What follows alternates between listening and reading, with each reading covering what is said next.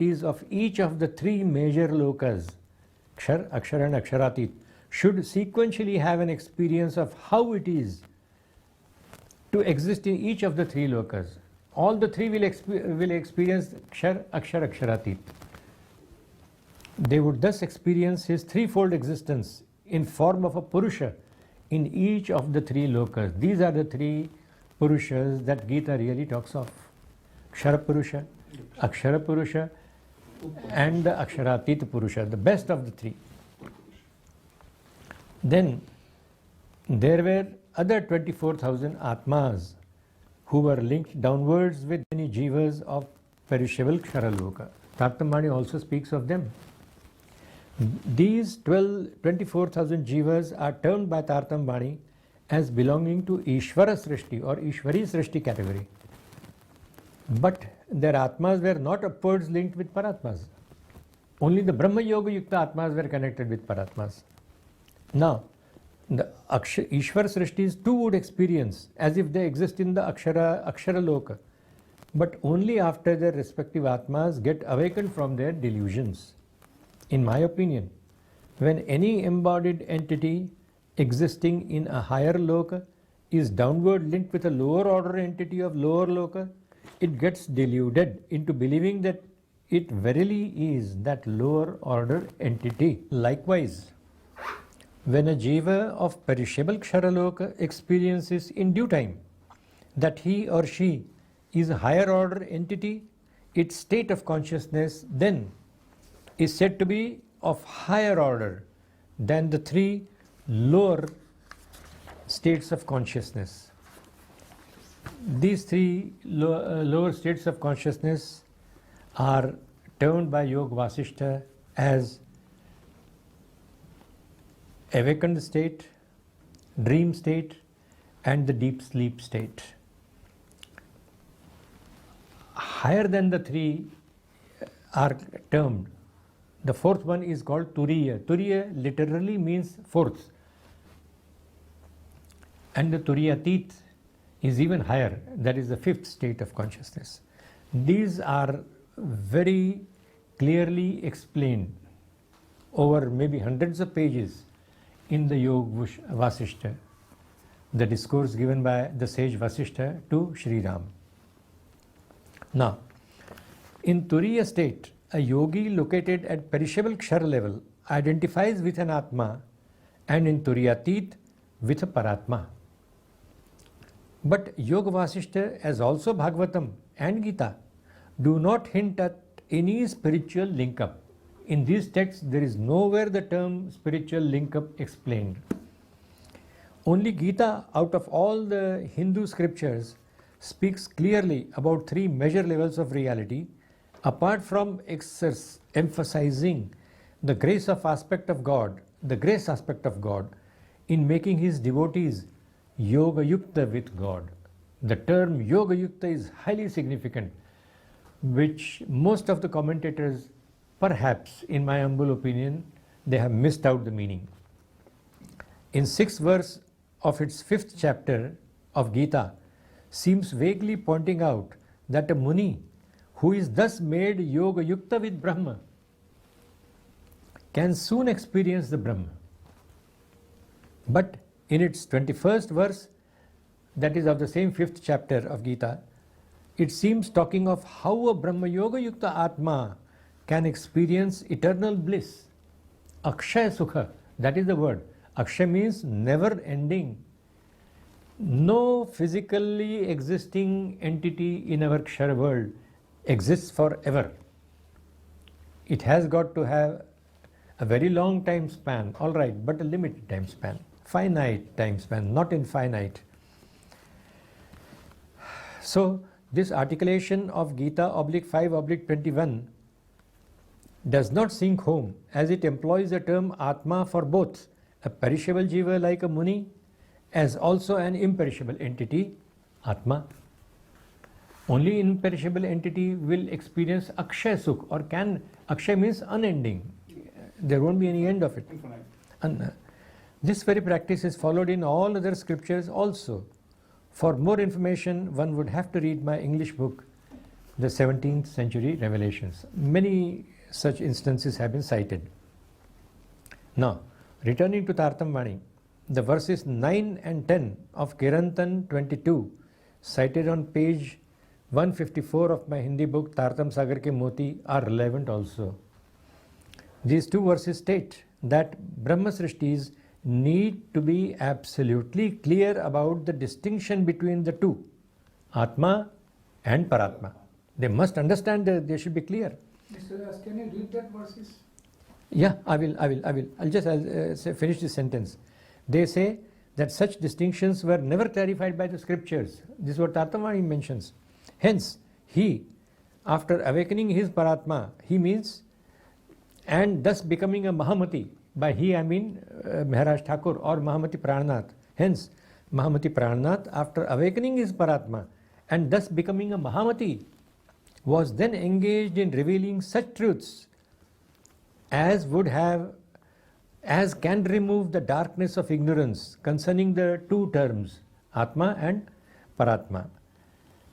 And that darkness, that confusion still exists in the world. They read as follows. कौन स्वरूप है आत्मा पर आत्म कहा क्यों भिन्न? बिल्कुल क्लियर कट है नहीं है. कौन स्वरूप है आत्मा पर आत्म कहा क्यों भिन्न? सुध ठौर ना स्वरूप की ऐ संशय बन्यो ना किन. That is, people, the earlier great ones who are reported to have given such truths in the scriptures, they are recorded in the scriptures. They have not clarified on what an Atma is and what a Paratma is. That is why they could not remove all the doubts concerning Atma and Paratma. Sudh thor na sarup ki as sanse bhanyo na kin. Nobody has removed those doubts. Mahamat so gurpaiya jo karsi saaf saban. Now Mahamati Prana says about himself, I have received that information that removes the doubt, and through me will be revealed those truths which will remove the darkness of ignorance in the hearts of all the people. Jo karsi saaf saban, desi sukh nechal, aisi kabhu na kari kin. Such truths had never earlier been manifested in the world. That is what Tartamani talks about itself. It calls itself as Beshak Ilm. About this term Mahamati, it literally means one who possesses much intelligence and knowledge, Mati. But to me, Mati seems to point at the highest yogic state of consciousness that is also termed as Buddhi Vritti in Bhagavatam. In Yoga Vasishta, these are called as states of consciousness, as translated in English. Bhagavatam does not use the word states of consciousness. It says Buddhi Vritti. Now, Buddhi and Mati are correlated. Similarly, Prananath points at one who bestows all life and consciousness to all the lokas and embodied entities located in all the three lokas. So, as a phrase, Mahamati Prananath seems pointing at highest state of consciousness, that is, highest state of consciousness, Turiyatita, in which one has an audience with Purushottama, learns all the spiritual truths from him, then in that high state, and discloses them to the whole world. All of it began happening with Mahamati Prananath from the year 1678 and continued till the year 1694. Earlier, he was receiving the truths not through his own Paratma, Indravati. It was through the earlier awakened Sundarbai.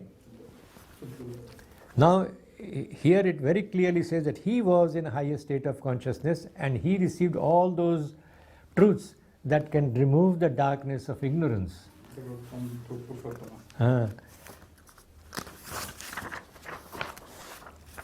It was the second major step that God must have taken to awaken the Paratma Indravati and to reveal through her, via Mahamati Prananath, about 10,000 more verses.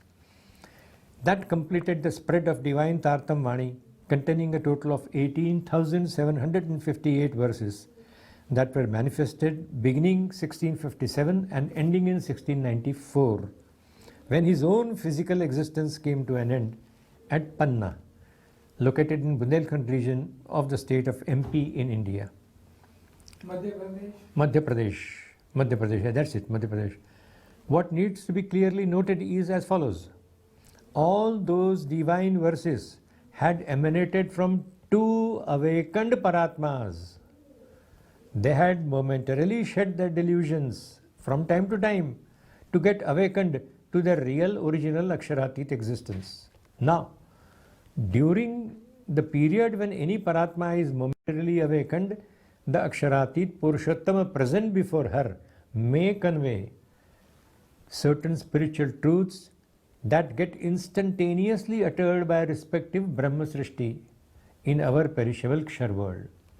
It happened on many occasions during the illustrious life of Mahamati Prannath, but immediately thereafter his Paratma relapsed back to the deluded state. That is, when Mahamati Prannath awoke to his Kshar existence, the Paratma temporarily switched off. She got deluded again. He then regained his earthly personality. He means Mahamati Prannath. It was the highest level of God, wherefrom the division of the divine wisdom of Tartam Vani used to descend. And Mahamati Prannath then happened to give it out, verse by verse, to those present around him. He simply uttered them audibly so that people could hear it in his Turiyatita state of consciousness. And disciples seated around him simply wrote them down there and then. It is Tartam Vani is not some revelation which has been recorded 1,000 years or even 100 years or 10 years. No, it was instantaneously recorded. That's the beauty of Tartam Vani. Authenticity of that is proven. So neither was TV a product of earthly intellect of Maharaj Thakur, nor was he a poet to give expression to his fanciful imagination. It was not his fancy. It was directly revealed to him. This much has been revealed in Tartam Vani itself. What needs to be stressed here is that mankind is now present on the third step of God's plan. First was awakening Sundarbai, Paratma associated with Sadguru. Second step was to awaken the Paratma associated with Mahamati Prannath. We are in the third step now. What needs to be stressed here is that mankind is now present on the third step of God's plan, in which he has planned to awaken all other Paratmas during the period of Jagni. That would happen via the efforts of their respective Brahma Srishtis, but only when they get born in several parts of the world and somehow connect with those 17th century revelations. That is Tartam Vani. They would then collate it with their own respective scriptures and remove their earlier doubts about what they had revealed about where God is located, how he can be experienced, whether he can be experienced remotely, and that too, when remaining bodily present in our perishable Kshar world, how can you experience the higher level of reality? Those truths had not been explained. But it can be done only by 12,000 persons of Brahma Srishti category, as outlined in the chapter 4 of my book, Tartam Sagar Ke Moti. Why? What is so special about him, about them? How does their metaphysics, their inner constitution, differ from that of countless others? How does it differ?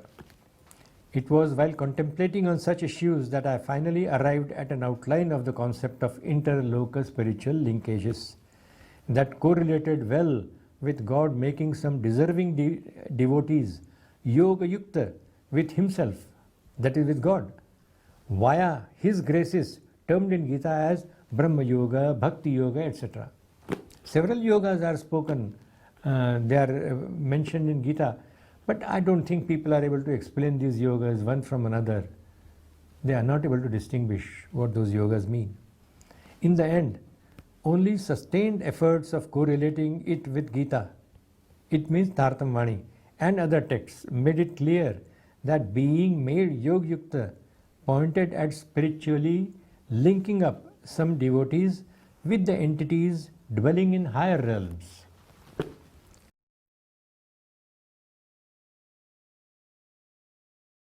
Mr. Vyas, I am aware that you give a sketch, colored sketch, in your book Tatam Sagar Ke Moti. It explains how embodied entities located in higher two lokas were successively linked spiritually with such devotees or yogis. Would you please explain that concept of spiritual link-ups with the help of that sketch, and also correlate with evolution of mankind located in our world? Well, let me now explain the sketch. Yes, Mr. Patel, it will be my pleasure. The white paper on which the sketch has been drawn can be compared to Brahma.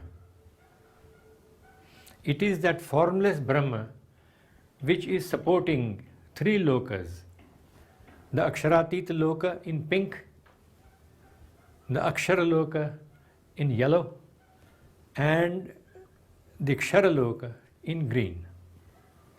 I have tried to depict through these circles the embodied entities. The embodied entities in Kshara loka are called as Jivas. These are the Jivas. The white circle here, here, and here. These white circles are the consciousness that are created by Brahma within the hearts of all the Jivas. These, and these. Likewise, the same Brahma, it is amazing, but it does so. It creates the consciousness within these embodied entities called Atmas.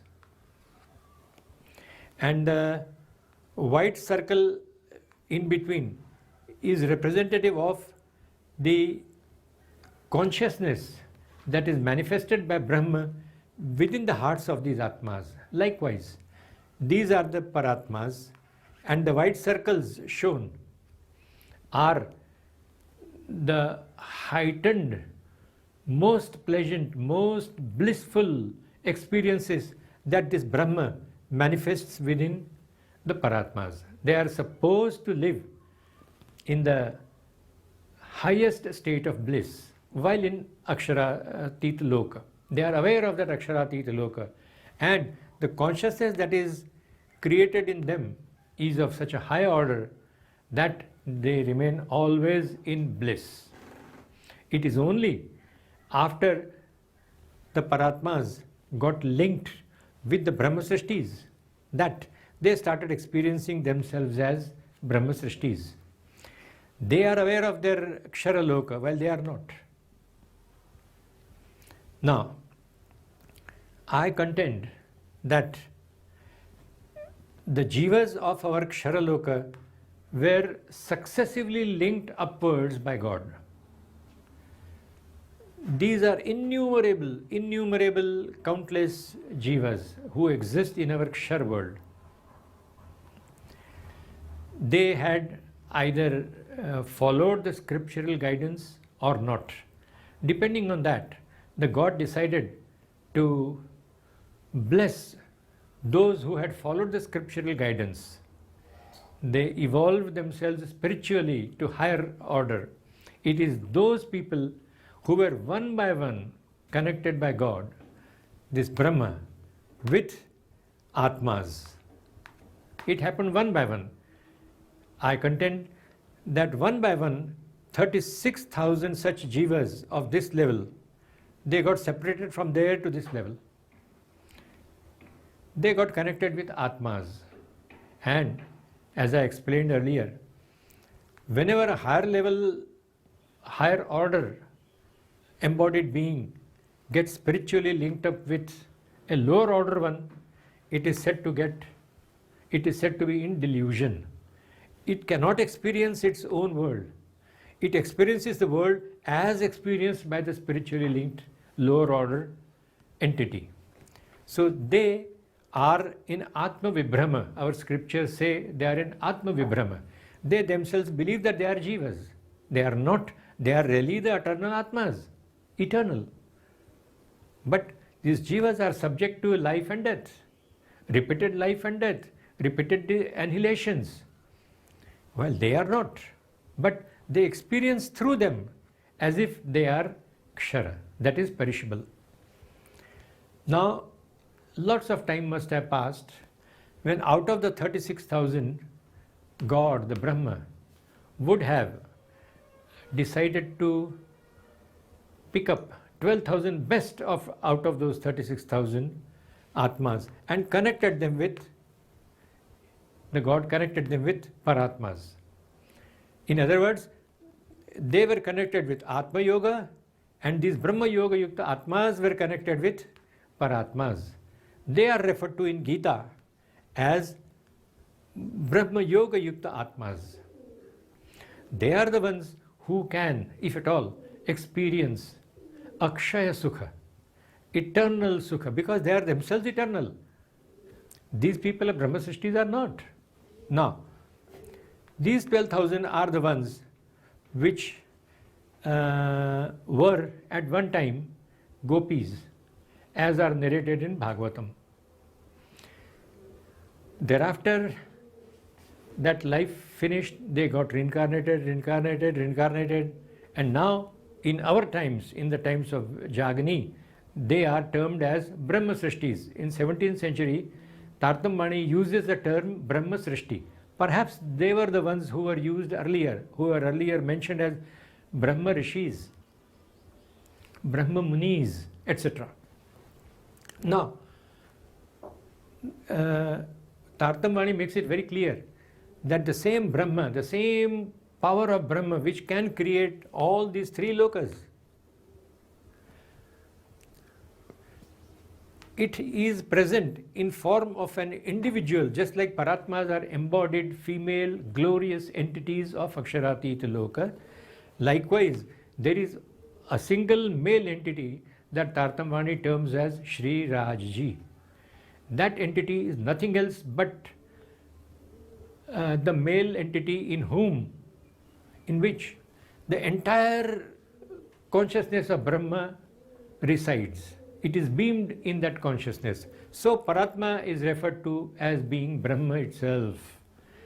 The Shri Raji and Paratma and the Brahma, they are all alike. But within the Paratmas and Purushottam, Purushottam has the highest level of consciousness and power. He exercises power on behalf of Brahma. Anyway, that is the arrangement of Brahma. Now, over here I have depicted how these people of ordinary Jiva Srishti categories, these are innumerable ones, they can experience only the three lower states of consciousness which are mentioned in Yoga Vasishta as waking state, dream state and deep sleep state. These are not, I repeat, not the same states of consciousness that every human being experiences in his day and night cycle. No, these are not. These are the yogic states of consciousness as Yoga Vasishta explains. It will be too lengthy for me to explain that. Anyway, these innumerable Jiva Srishtis shall be able to connect with maximum, the highest level of only Ksharaloka. When they get connected with Atmas, within them, within their hearts is created a potential that they could one time, at some point of time, awaken their Atmas. And when the Atma awakens, it has to leave its fascination with the Kshar world. It has to get, for the time being, as if out of the clutches of Maya, Kala Maya, Tartamvani terms it as Kala Maya. It leaves its Kshar existence, the awareness of Kshar existence, and experiences itself as Atma. Then 36,000 were created, 12,000 and 24,000 and 12,000, who can experience themselves as Atmas. but only these 12,000 who have been upward linked with Paratmas. They can also, these people can also experience first as Atmas and late then with as Paratmas. The Sadguru Devchandra Ji and Mahamati Prannath could awaken their Paratmas. Sundarbai in case of Sadguru and Indravati in the case of Mahamati Prannath. They could. Likewise, remaining Paratmas who have yet to be awakened, they will get awakened during the period of Jagni. By this grey colored arrow, I have shown the evolution of these countless Jiva Srishtis from there to here. Jiva Srishti to Ishwar Srishtis, from Ishwar Srishtis to Brahma Srishtis.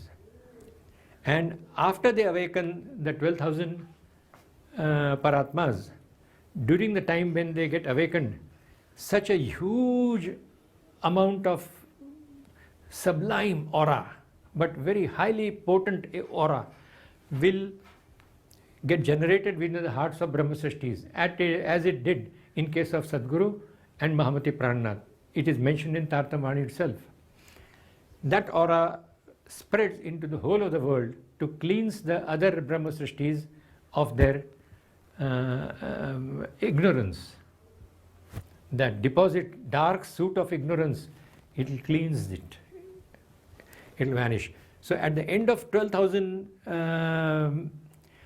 awakenings of Paratmas, they will relive their lives in Aksharatit Loka. These will attain a high sub-level of Akshara Loka here, and they will remain forever connected with this. But these people, Brahma Srishtis, being